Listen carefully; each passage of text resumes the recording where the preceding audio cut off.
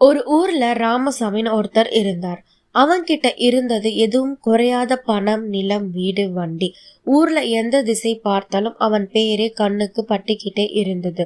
மெதுவா பணம் வந்தவங்க நல்லா உழைச்சி சம்பாதிச்சு அதுக்கு மேல மனசோட மனிதத்துவம் காட்டுவாங்க. ஆனா ராமசாமி அப்படி இல்ல. அவன் மனசுக்கு மேல பணம் எப்பவுமே கையெடுத்து வச்சிருந்தது. ஊர்ல ஏழையா இருப்பவங்க பார்த்தாலே அவனுக்கு கோபம் வருமே தவிர இரக்கம் வராது. யாராவது உதவி கேட்டா, என்னடா உங்க வாழ்க்கையில உழைப்பு தெரியாது, எப்பவுமே பணம் கேட்டு திரிறீங்களேன்னு தூக்கலாக பேசுவான்.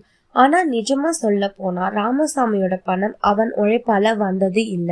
அவன் தந்தையோட சொத்து, குடும்பத்தோட ஆசிர்வாதம். அதுதான் அவனை பணக்காரன் ஆக்கியது. ஆனா அதை அவன் ஒருபோதும் புரிஞ்சிக்கவில்லை. அவன் வீடு ஒன்னு பேலஸ் மாதிரி. ஒவ்வொரு காலையிலும் வேலைக்காரன் காப்பி எடுத்துட்டு வந்துட்டு கதவை திறக்கிறதும் நம் வீட்டோட சத்தமும் ஊருக்கு மார்னிங் அலாரம் போல இருக்குன்னு பெருமைப்படுவான். பொதுவா விழாக்கள் வந்தா ஊர்ல பெரிய மேடை கட்டி ராமசாமி தான் இந்த ஊருக்கே பெருமைன்னு அவன் காசு போட்டு மக்கள் நன்றி கேட்க வைப்பான். ஆனா அந்த மேடையிலிருந்து கீழே நின்று கொண்டிருந்து ஏழைகளோட கண்ணீர் அவனுக்கு தெரியவே தெரியாது. அவன் மனசு சொல்லிக்கிட்டே இருந்தது, பணம் இருந்தா உலகம் நமக்கு அடிமைதான், எதுவும் சாத்தியமே கடினமில்லை. ஆனா அந்த வார்த்தை தான் அவன் வாழ்விலேயே மிகப்பெரிய சாபமாக மாற போறதுன்னு அவனுக்கே தெரியாது. வாழ்க்கை எப்பவுமே ஒரே பாதையில் மட்டுமே போகாது. ராமசாமி கிட்ட இருந்த செல்வமும் பெருமையும் ஆணவமும் ஒரே மாதிரி தான். ஆனா விதி அப்படி ஒண்ணு செய்யும். அதை பற்றி அவன் நினைக்கவே இல்லை. ஒரு நாள் அவன் பண்ணையில் வேலை பார்த்த பாட்டனுக்கு தெரிந்த பழைய வேலைக்காரன் வந்தான். கையில கிழிந்த சட்டை, காலில் செருப்பு இல்லாமல், முகத்தில் வெயிலில் கருப்பு படிஞ்சிருந்தது. சாமி, என் பையன் படிக்கணும், கொஞ்சம் உதவி பண்ணுங்கன்னு கேட்டான். அவனோட மனசு ஒரு நொடி கூட சாஃப்ட் ஆகல. உங்க பையனுக்கு படிக்கணுமா? போங்கடா, உங்க மாதிரி ஏழைகளுக்கு பள்ளி கல்லூரிகள் எதுக்கு? வேலைய பண்ணி சாப்பிடுங்க, அப்படியே துரத்திட்டான். அந்த வேலைக்காரன் முகம் கண்ணீரோட மூடிக்கிட்டே போனது. அந்த கண்ணீரை கண்ட அந்த நாளிலிருந்து தான் ராமசாமி வாழ்க்கை சின்ன சின்ன கிராக்ஸ் கொடுத்து துவங்கியது. முதல் அடியாக அவன் பிசினஸ்ல இருந்து பிக்கஸ்ட் கான்ட்ராக்ட் கேன்சல் ஆயிடுச்சு. காரணம் எதுவும் தெரியல. அப்போதை அரசு அந்த நிலம் கவர்மெண்ட் அக்யூசேஷனுக்கு போச்சு. ராமசாமி நம்பவே முடியல. நிலம் எப்பவுமே என் சொத்து, எப்படி எடுத்து போக முடியும்னு அவன் கோபத்தில் கத்தினான். ஆனா அது துவக்கம் மாதிரிதான். பின்னாடி மாதம் அவனோட பேரு வீடு, அதுல இருந்த சட்ட பிரச்சனை கோர்ட்ல வந்துச்சு.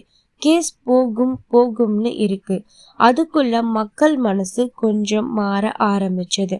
பணம் இருக்கிறதுனால எவனும் எப்பவுமே மேல இருக்க முடியாது, கடவுள் ஒரு நாளும் பார்த்து கொள்வார்னு ஊர்ல பேசி கிளம்ப ஆரம்பிச்சது. ராமசாமியோட அரகன்ஸ் இன்னும் குறையல. என்னடா, நம் வீட்டுக்கு எதுவும் ஆகாது, நம் பெயர் தான் ஊரின் பெருமை, நான் சொன்னா நீதியும் வாங்கிக்கலாம், அப்படியே பூஸ்ட் பண்ணிக்கிட்டு இருந்தான். ஆனா நிஜமா விதி அவனோட காலடியில் மெதுவா கயிற்றை கட்டிக்கிட்டு இருந்தது, அவனுக்கே தெரியாம. காலம் ராமசாமிக்கு பெரிய சோதனை மாற ஆரம்பிச்சிருக்கு. அவனோட முகத்துல இருந்த திமிர் இன்னும் குறையல. ஆனா சின்னதா வந்த நெருக்கடி தினம் தினம் பெருசா வளர ஆரம்பிச்சது. முதல் வேலைய அவன் பிசினஸ் அக்கௌண்ட்ல பெரிய அக்ரிப்ஷன் கேஸ் வந்துச்சு. கவர்மெண்ட் என்கொயரி நடந்துச்சு. அவன் எவ்வளவு முயற்சி பண்ணினாலும் அந்த கணக்கு புத்தகம் பிளாக் அண்ட் ஒயிட்ல உண்மையை காட்டுச்சு. சார், ப்ரூஃப் கிளியர், இவங்க பல வருடமா வரி பணம் கட்டாம இருந்தாங்க, இதுக்கு சரியான தண்டனை கொடுக்க வேண்டும். அப்படி ஆபீசர் சொன்னதும் ராமசாமியோட முகத்துல ஒரு அடி விழுந்த மாதிரி ஆயிடுச்சு. ஆனா அவன் ஈகோ இன்னும் குறையல. நான் பெரிய ராமசாமி, என்னால எதுவும் ஆகாது, கடவுள் கூட என்கிட்ட வாங்குவார், அப்படியே கத்திக்கிட்டு இருந்தான். அந்த அரகன்ஸுக்கு அடுத்த அடியாக அவனோட வீட்டு மேல கோர்ட் சீல் போச்சு. அந்த வீடு தான் அவன் பெருமையோட சிம்பிள். ஊர்ல யாரும் பார்த்தா அது ராமசாமியோட அரண்மனைன்னு சொல்லுவாங்க. ஆனா அந்த சேம் வீட்டை காவலர்கள் வந்து பூட்டி விட்ட நாள் ஊர்ல மக்கள் வெளியே நின்று பார்த்தாங்க. அவங்க கண்ணுல என்ன இருந்ததுன்னா சிரிப்பு இல்ல, பரிதாபம் மட்டும். பணம் இருந்தாலும் பெருமை இருந்தாலும் ஒரு நாள் எல்லாம் மண்ணோடு கலந்து விடும். கடவுள் நியாயம் செய்வார்னு அவங்க மனசுல நினைச்சாங்க. ராமசாமி வீட்டுக்குள்ள நின்று கத்தினான். இது தற்காலிகமாக தான். நாளைக்கு நான் மீண்டும் நில்லுவேன். என்னை எவனாலும் கீழே தள்ள முடியாது. ஆனா உண்மை வேற மாதிரி. அவன் வீட்டு வேலைக்காரன்களோ கூட அவனை விட்டுட்டு போயிட ஆரம்பிச்சாங்க. முன்னாடி சாமி சாமின்னு கூப்பிட்ட ஊர்க்காரர்களே அவனை அவாய்ட் பண்ண ஆரம்பிச்சாங்க. அவனோட மனசுல ஒரு கேள்வி மட்டும் தினமும் ஒலிக்க ஆரம்பிச்சது. இது எப்படி நடக்குது? நான் பணக்காரனே, ஆனா ஏன் யாரும் பார்க்க வரமாட்டாங்க? அந்த கேள்விக்கான பதில் அவனுக்கு இன்னும் தெரியல. ஆனா அந்த பாதையில விதி ரொம்ப விரைவிலே காட்ட போகுது. ராமசாமி வாழ்க்கை முழுசா சிதற ஆரம்பிச்சது. கோர்ட் கேஸ் முடிவில் அவனோட சொத்துக்கள் எல்லாம் அரசாங்கம் பறிமுதல் பண்ணுச்சு. நேற்று வரை அவனை அண்ணனு கூப்பிட்ட உறவுகள் கூட இன்று அவனை தவிர்க்க ஆரம்பிச்சாங்க. அவனோட மனைவி பிள்ளைகள் கூட இப்போ நம் வாழ்க்கையில சேஃப்டி வேணும், உங்க பெருமை நமக்கு போதும்னு சொல்லி தள்ளி சென்றாங்க. இரவு நேரம் ராமசாமி தனியா நின்றான். தன் அரண்மனை இருந்த மண்ணின் மேல காற்று மட்டும் கத்திய மாதிரி அடிச்சது. அவன் மனசுல கேள்வி. நான் பணத்துக்காக மனிதத்தையே விட்டு விட்டேன். என்ன கிடைச்சது? பெருமை, புகழ் எல்லாமே தாறுமாறாகி போச்சு. இப்போ நான் யாரும் இல்லாதவன். அந்த கண்ணீரோட அவன் புது உண்மையை உணர ஆரம்பிச்சான்.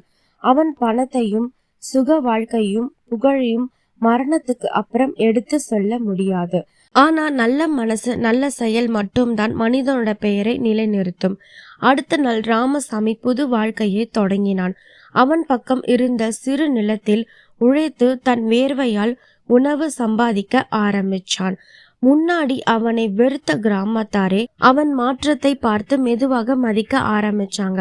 ஒரு நாள் ஒரு பையன் கேட்டான், அண்ணா, நீங்க முன்னாடி பெரிய பணக்காரனா இருந்தீங்க, இப்போ எப்படி இப்படி சாதாரணமா வேலை பண்றீங்க? ராமசாமி சிரிச்சான். பணம் பெருமை எல்லாம் தற்காலிகம்பா. ஆனா உழைப்பு நல்ல மனசுதான் நம்ம வாழ வைக்கும். அதுதான் நான் இப்போ கற்றுக்கிட்ட பாடம். பணம் இருந்தாலும் பெருமை இருந்தாலும் அது நிரந்தரம் இல்லை. நல்ல மனசும் உழைப்பும் கிராமத்துல கற்ற பாடம்தான் மனிதனை உண்மையிலே உயர வைக்கும். அதுதான் வாழ்க்கையோட பெரிய உண்மை. ஒரு பெருமை மிக பணக்காரன் எப்படி ஏழையாக மாறினான்? அவன் வாழ்க்கை அவனுக்கு என்ன பாடம் கற்றுக் கொடுத்தது? இந்த கதை நமக்கு சொல்வது பணம் பெருமை எல்லாம் தற்காலிகம், உழைப்பும் நல்ல மனசும் தான் நிரந்தரமானது. இதுதான் ஒரு நினைவுடன் உருவான நிஜம். இந்த மாதிரி கதைகளுடன் இனிமேல் சந்திப்போம். இது நிஜமும் நினைவும்.